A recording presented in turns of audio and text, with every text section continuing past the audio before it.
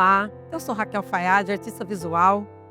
É uma alegria imensa apresentar para vocês a segunda temporada do podcast Mulheres e Arte. Este é um espaço de inspiração onde compartilho reflexões sobre vida e o fazer artístico de mulheres artistas que inspiram a minha pesquisa e produção artística. Nesta nova temporada, nós vamos conhecer fragmentos da vida e obra de 9 artistas incríveis das artes visuais, da literatura e da música. Bell Hooks, Marina Abramovic, Judith Scott, Kate Russell, Rosa Bonheur, Lady Butler, Rita Lee, Mira Schendel e Rosana Paulino. Hoje falarei sobre intimidade, criação, pertencimento e resistência. E se você ainda não ouviu a primeira temporada, eu te conto que ao final de cada episódio, eu te convido a realizar um ritual artístico, um gesto de reconexão com você. No episódio de hoje, trago para você um pouco da vida e obra da escritora Bell Hooks, com suas reflexões sobre o amor, raça e feminismo, e das artistas Marina Abramovic, pioneira da arte performática, e Judith Scott, que transformou silêncio e exclusão em potência criativa através de suas esculturas têxteis. Neste momento, vamos mergulhar na mente brilhante e no coração pulsante de uma das mais importantes pensadoras do nosso tempo, a escritora, professora teórica, feminista e ativista antirracista Bell Hooks. Nascida Gloria Jean Watkins, no Kentucky, em 1952, Bell Hooks adotou o pseudônimo em homenagem à sua bisavó, uma mulher conhecida por sempre falar o que pensava. A grafia com letras minúsculas, Bell Hooks, não foi escolhida pela estética, foi uma escolha política. Para Bell Hooks, a mensagem era muito mais importante que o nome.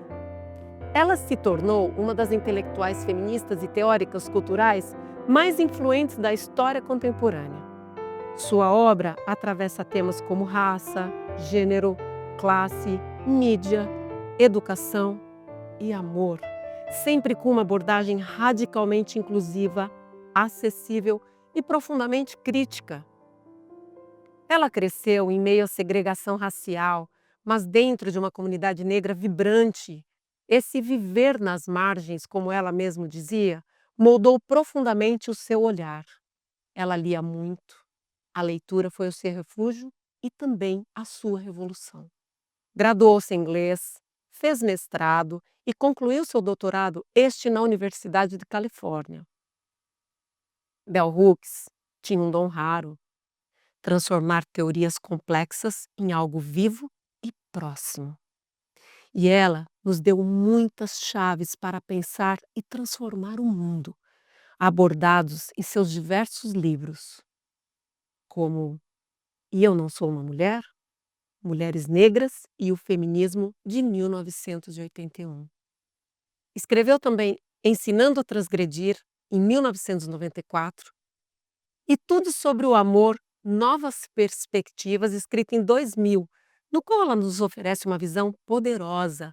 O amor não é um sentimento passivo. Ele é uma ação, uma escolha diária e um compromisso com o crescimento, não só individual, mas também comunitário. Ela nos convida a pensar o amor como ferramenta de mudança social. E foi lendo esse livro que entendi o quanto era fundamental eu apresentar Bell Hooks para vocês, porque desde que ali, sua fala continua impactando profundamente a mim e a minha produção artística. Bell Hooks nos deixou em 2021. Seu legado inspirou e continuará inspirando pensadores, ativistas, educadores e artistas em todo o mundo. Mas se Bell Hooks nos convida a repensar o mundo com palavras, Marina Abramovic nos obriga a senti-lo com o corpo. Do silêncio à exaustão, do risco à catarse, Marina Abramovic transforma sua própria existência em arte e redefine os limites do que é ser artista.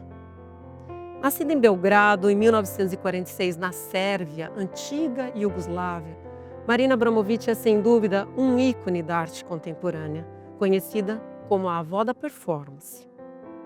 Ela se dedica à arte da performance desde o início dos anos 70. As performances de Marina são tidas como transgressoras e de ruptura de sentidos. A infância dela foi tudo, menos suave. Criada em uma família de militares de linha dura, seus pais foram heróis comunistas da Segunda Guerra Mundial. Sua educação foi marcada pela disciplina extrema e pelo controle emocional.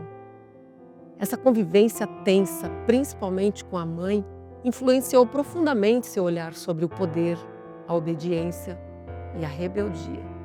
Ela estudou na Academia de Belas Artes de Belgrado e depois em Zagreb. Começou na pintura, mas encontrou sua expressão na performance. Nos anos 1970, Marina começou a criar performances impactantes, tensas, viscerais, muitas vezes perigosas. O corpo era seu altar, seu laboratório. Ela testava os próprios limites físicos e mentais, explorando dor, resistência e presença. A performance era um ritual, um caminho para alcançar estados de consciência mais profundos.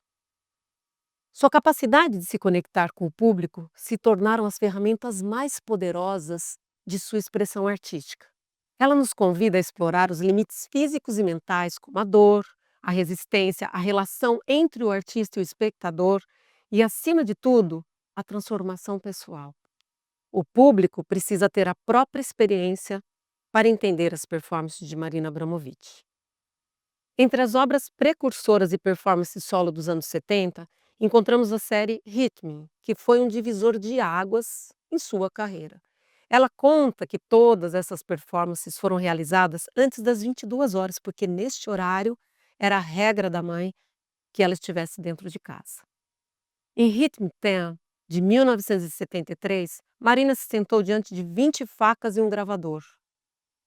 Espetava as lâminas rapidamente entre os dedos e cortava, continuava, depois repetia o processo ouvindo a gravação, recriando até os erros. Era um ensaio sobre memória, dor e repetição. Só de fazer com o pincel entre meus dedos me causa nem consigo explicar para vocês. Imagine a coragem da artista, a resistência de colocar o próprio corpo nesse lugar. Em Rhythm 5, de 1974, Marina deitou-se no centro de uma estrela em chamas. Simbolismo político e espiritual se misturaram nessa performance. Ela quase perdeu a consciência pela falta de oxigênio. A performance teve que ser interrompida. Mas nada se compara a Rhythm Zero, também de 1974. Marina ficou imóvel por 6 horas. Ela disponibilizou 72 objetos ao público, de flores a penas, tesouras, navalhas e até uma arma carregada. Ela deu permissão total para que fizessem com ela o que quisessem. No começo, muitos gestos tímidos foram surgindo até que a violência emergiu. Rasgaram suas roupas, a cortaram, fizeram ela apontar a arma na própria cabeça. Sofreu cortes, abusos sexuais durante a performance, mas a artista se colocou como um objeto a ser usado e manipulado, sem qualquer chance de reação, e assumiu a responsabilidade sobre qualquer coisa que pudesse acontecer. Quando o tempo acabou e Marina começou a se mover, as pessoas fugiram. Ninguém quis encarar o que havia feito. Ela acredita que somos cheios de contradições, mas não gostamos de aceitá-las e não gostamos de mostrá-las a outras pessoas. Esta performance até hoje reverbera em quem assiste ou simplesmente escuta sobre ela. Mas em 1976, Marina encontrou alguém que mudaria o curso de sua vida e de sua arte, o Lai. A conexão entre os dois foi imediata, não só emocional, mas profundamente artística. Eles se tornaram parceiros na vida e na arte, vivendo juntos em uma van em constante movimento, como uma rotina de criação intensa, visceral, quase simbiótica. Juntos viveram 12 anos de convivência Criaram obras que exploravam os limites da confiança, da simetria e da fusão.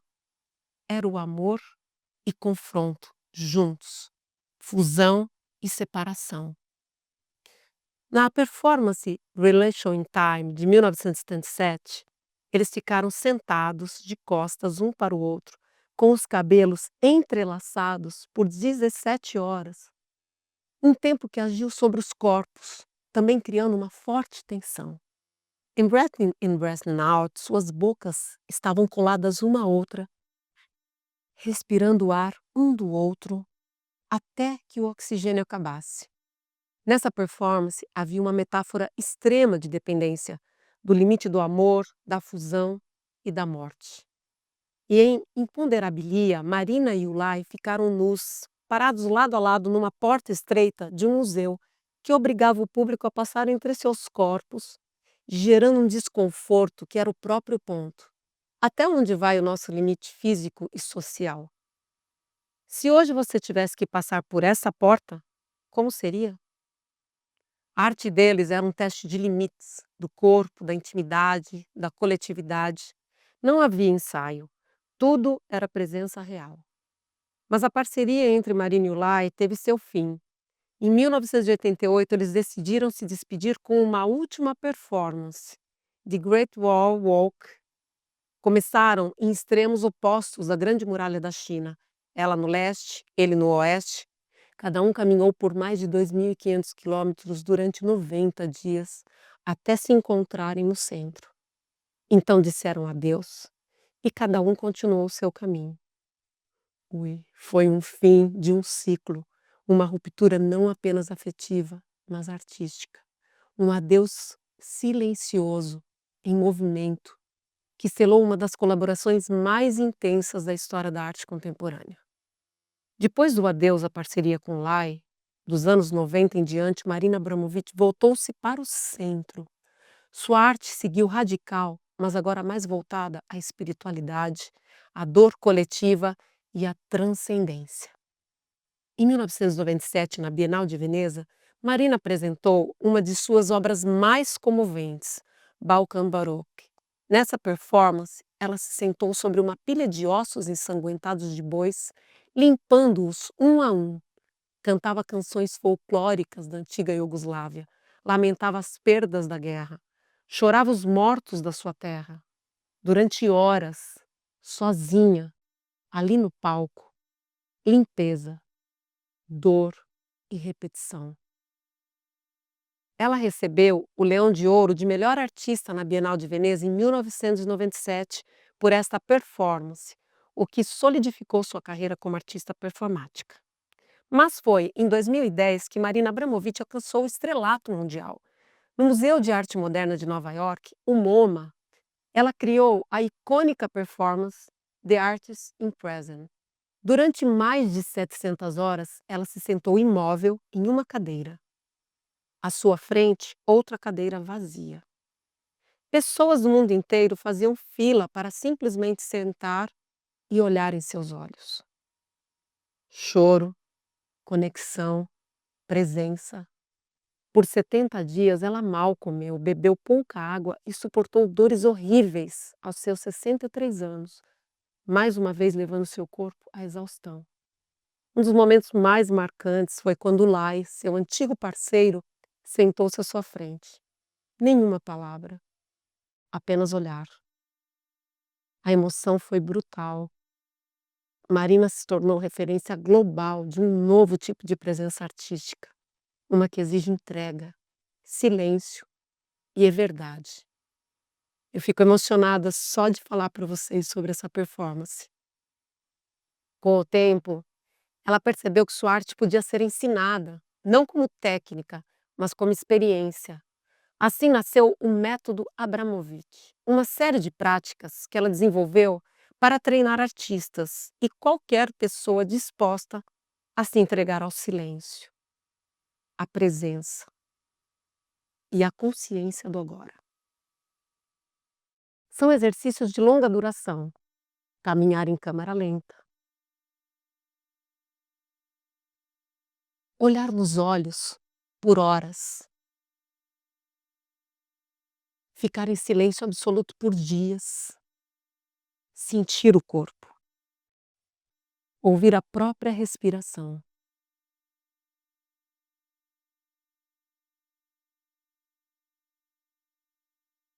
Existir.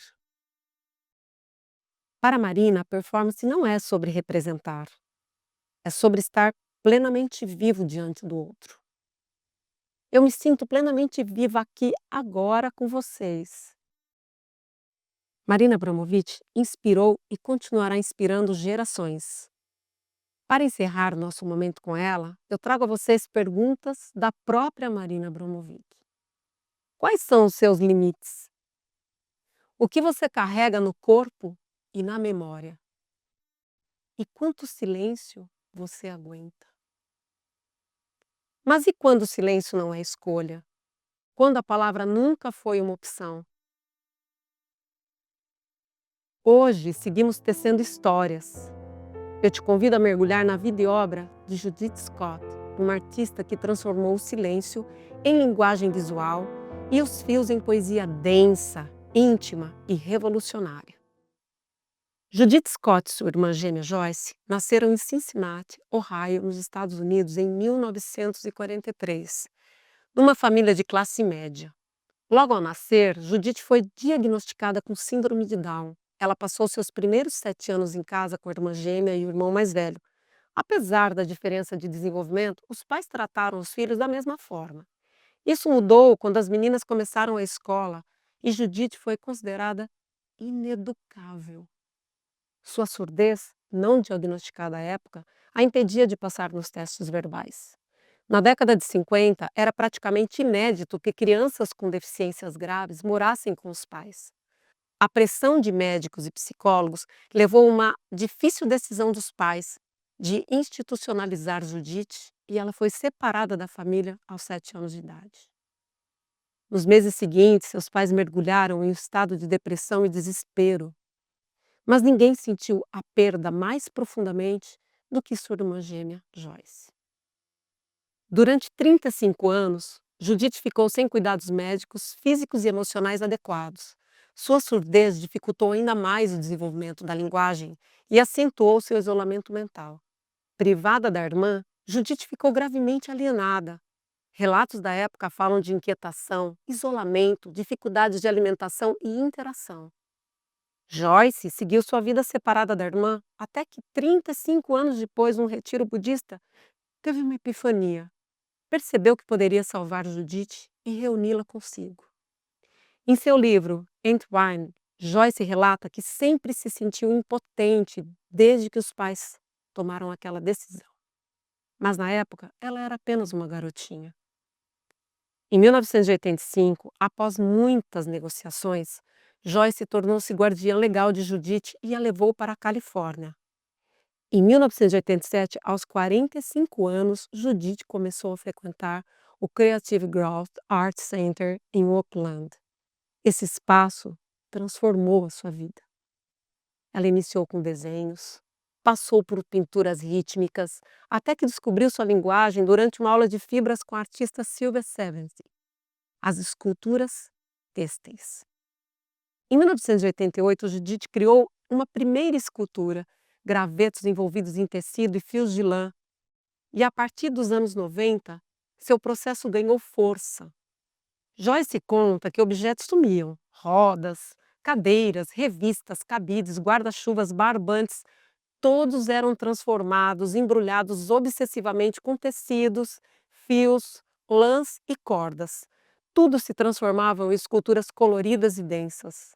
O que ela recolhia virava a estrutura e o coração de suas esculturas. As obras cresceram, tornaram-se quase humanas. Judith trabalhava por dias, semanas, meses, sozinha. Ela decidia quando a obra estava pronta. Ela se afastava, esfregava as mãos num gesto silencioso de conclusão. Ela não dava título às obras, chamadas apenas de untitled, seguidas do ano, uma expressão pura da existência, sem nome ou conceito.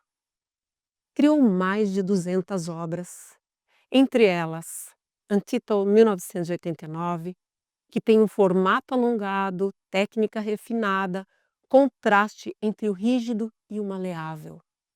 Outra obra de 1990, globular, densamente colorida, com texturas que se revelam ao olhar atento. Na obra de 2000, um carrinho ou cadeira foram transformados numa forma perdida de uma memória preservada. Judite encontrou a sua voz, começou a usar roupas exuberantes com confiança e alegria.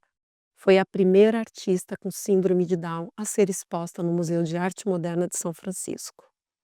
Ela faleceu em 2005, nos braços de Joyce, aos 61 anos. Eu me emociono novamente de contar para vocês a história dessas mulheres incríveis. As obras da Judith Scott fazem parte de coleções e foram expostas em museus de diversas partes do mundo, como Estados Unidos, Irlanda, França, Suíça, entre outros. E em 2023, ela participou da 35ª Bienal em São Paulo, na qual eu tive a grande alegria de visitar e ver de perto as suas obras. A arte de Judith Scott nos ensina a admirar o que está fora do padrão, a reconhecer a beleza da autenticidade, a valorizar a expressão mais pura. Ela expandiu o conceito de arte, nos lembrando que até os silêncios podem ressoar profundamente. O seu trabalho me remete à ancestralidade das fiandeiras gregas. O fazer artístico de Judith me provoca no sentido de observar as aranhas que trago na minha produção. Observar o que impulsiona esse fio que tece, que compõe e cria teias de relacionamentos. E encerrando esse episódio, eu trago um desafio para vocês, o ritual artístico de hoje. Se você acompanhou a primeira temporada, já sabe que em cada episódio eu faço um convite para pequenos rituais artísticos, que pode ser um desenho, uma dança, uma receita, um poema ou uma pintura. Tudo aquilo que você faz com presença e intenção, para através do sentir, conectarmos o nosso mundo interno com o externo. Hoje nós faremos o ritual artístico Tecer Presenças, um ritual de autenticidade e memória.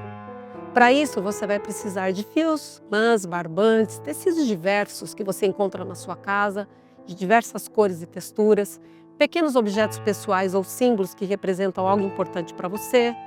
E aí pode ser botões, pedrinhas, pedaços de papel com palavras, fotos pequenas. Separa aí uma cola, uma tesoura, fitas adesivas, papel e caneta para você anotar. Crie um ambiente tranquilo, uma música suave, pode ser instrumental ou alguns sons da natureza. Respire fundo, conecte-se com o momento presente. Pense em algo que você carrega, um silêncio, uma emoção, uma memória, uma palavra que ainda não expressou. Sabe aquele desejo de transformação? Se você quiser ainda, anota uma palavra ou frase nesse papel que tem na sua frente. Pegue os fios e objetos que de alguma forma falem com você aquilo que você sente ou que você quer expressar. Pode ser intuitivo, sem pensar demais. Enrole, amarre, une esses objetos com os fios. Crie o seu casulo, o seu amontoado têxtil que represente uma presença, seu silêncio ou a sua força interior. Se quiser, adicione o papel com a palavra frase dentro do casulo ou amarre junto com os fios. Isso representa a integração do que você pensa com o que você sente. Depois de terminar, segure sua peça com as duas mãos. Feche seus olhos e respire profundamente, sentindo a sua criação como um símbolo do seu caminho, do seu corpo e da sua história. Bom, este passo a passo e os links da pesquisa para essa temporada estão na descrição deste episódio. Se você quiser compartilhar a sua criação comigo, é só me marcar no meu Instagram, @RaquelFayad. Esse ritual artístico que vivenciamos entre o corpo e o silêncio e os fios da memória nos lembra do poder da presença, tão celebrado por Marina Abramovic, da coragem de Judith Scott de transformar o silêncio em poesia visual e das palavras poderosas de Bell Hooks, que nos convocam a olhar, a sentir e agir com amor, com resistência e com verdade.